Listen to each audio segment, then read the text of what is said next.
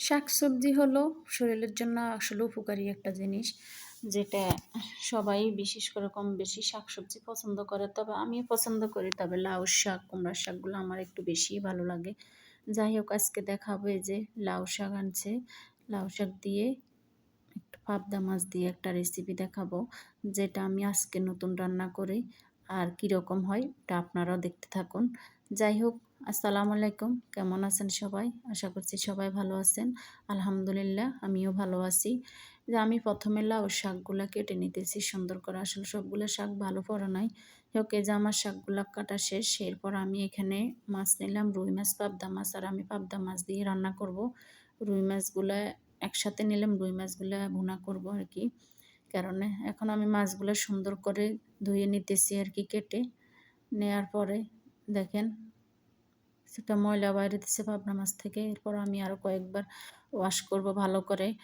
এরপর ওয়াশ করে নেওয়ার পর আমি এখানে হলুদ আর লবণ দিয়ে মাছগুলা মাখিয়ে নিতেছি, একটু ভেজে নিব। চুলার উপর একটা কড়াই বসালাম, এরপর পরিমাণ মতো কিছু তেল দিলাম মাছ ভাজার জন্য আর কি। তেলটা গরম হওয়ার জন্য অপেক্ষা করতেছি। ঠান্ডা তেল আসলে মাছ দিলে মাছগুলোর নিচে লেগে যাওয়ার সম্ভাবনা থাকে, কারণ আমি একটু তেল গরম হওয়ার পরে মাছটা দিই। দেখেন, আর মাছগুলো ছিল আসলে অনেক বড় বড়, ভিডিওতে কীরকম দেখা যাইতেছে বুঝতেছি না, যার কারণে আমি আসলে 2 ভাগ করে নিলাম মাঝখান দিয়ে। আর পুরো লম্বা রাখলে মাছগুলো দেখা গেছে ভেঙে যাওয়ার সম্ভাবনা থাকে, এ কারণে আমি 2 ভাগ করে নিলাম। এটাতে আসলে সুন্দর লাগবে আর কি। আর মাছগুলোও কিন্তু আস্ত আস্ত থাকবে। এরপর আমি মাছগুলোকে সুন্দর করে একটু ভেজে নিলাম। দেখেন, পাবদা মাছটা আসলে খালি ভুনা করলেও ভালো লাগে। আর ওই যে ভাজি করে দো পেঁয়াজা যেটা, ওটা করলেও ভালো লাগে। আসলে নদীর মাছ তো, আর বর্তমানে পাবদা মাছ কিন্তু অনেকেই পুকুরেও চাষ করে। যাই হোক, আসলে এখানে তো আর তাজা মাছ পাওয়া যায় না, যেটা পেলাম ওটাই নিলাম রান্না করার জন্য আর কি। এরপরে মাছগুলো আমার ভাজা শেষ। এরপর অন্য চুলাতে আমি আরেকটা কড়াই বসিয়ে এখানে পরিমাণ মতো কিছু তেল দিলাম। দেখেন, তেলটা কিছুক্ষণ গরম হতে থাক। এই ফাঁকে দিয়ে আমি আসলে এখানে পেঁয়াজ কুচি দেব প্রথমে। দেখেন, আমি এখানে পেঁয়াজ কুচি দিলাম। পেঁয়াজটা দিয়ে কিছুক্ষণ নেড়ে নেব আর কি। আপনারা আসলে শাককে কীভাবে রান্না করেন? তবে গ্রামে বিশেষ করে অনেকে হাতে মাখিয়ে রান্না করে। এরপর আমি এখানে রসুন দিলাম, কাঁচামরিচ থেতো করা দিলাম, হলুদ দিলাম আর মরিচের গুঁড়া দিলাম পরিমাণ মতো যতটুকু লাগে আর কি। এগুলা দিয়ে আমি কিছুক্ষণ আবারও নেড়ে নিব। অনেকেই কিন্তু এভাবে মশলা কষিয়ে রান্না করে না, বিশেষ করে গ্রামে যেটা বলতেছি, হাতে মাখিয়ে যে একটা রান্না করে না। আসলে যে যেভাবে রান্না করে, যার রান্নায় আসলে হলো একটা শিল্প, যার কাছে যেভাবে রান্না করতে ভালো লাগে আর খেতে ভালো লাগে ওটা আর কি।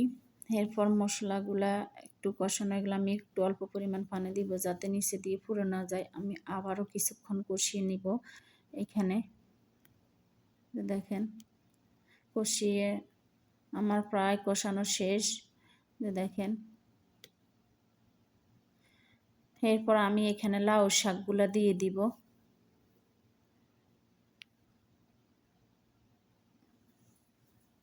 শাকগুলা কিন্তু আসলে যে পাতাগুলা একটু বুড়া হয়ে গেছে মনে হয়, কিন্তু আমি যতটুকু কচি পেলাম ততটুকুই নিলাম। আর আমি বেশি নিলাম না। আর শাকসবজি আসলে অতিরিক্ত বেশি করে রান্না করলেও ভালো লাগে না, অল্প রান্না করলে আসলে কিন্তু অনেক ভালো লাগে খেতে। এই যে শাক দিয়ে আমি এরপর ঢেকে দিব শাকটা একটু নরম হয়ে যাওয়ার জন্য। ঢাকনা উঠিয়ে দেখেন, শাক থেকেও কিন্তু পানি বাইরেছে। আমি এখানে এখনও পানি দিই নাই। পর আমি আবারও নেড়ে নিতেছি সুন্দর করে।